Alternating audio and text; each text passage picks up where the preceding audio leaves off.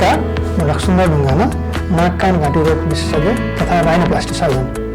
म आज तपाईँलाई एलाप्लास्टी भनेको के हो भन्ने कुरामा चर्चा गर्दैछु।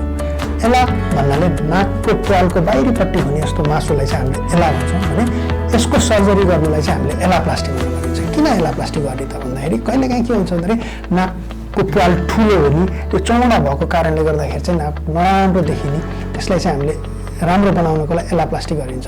तर कहिलेकाहीँ एलाप्लास्टी मात्रै गर्दाखेरि कहिलेकाहीँ त्यसको समस्याको समाधान हुँदैन।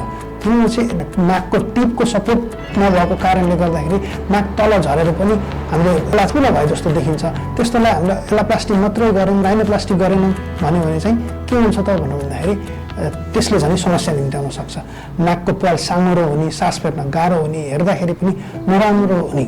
त्यसले गर्दाखेरि चाहिँ हामीले चाहिँ एलाप्लास्टी गर्नै पर्ने हो, कसैलाई एलाप्लास्टी गर्नुपर्ने भन्ने लाग्छ भने त्यो चाहिँ एलाप्लास्टी मात्रै गर्नुपर्ने हो या राइनोप्लास्टी गर्नुपर्ने हो भन्ने कुरामा चाहिँ विशेषज्ञ राइनोप्लास्टी सर्जनसँग सल्लाह गरेर मात्रै म एलाप्लास्टी गर्नलाई सुझाव दिन्छु। धन्यवाद।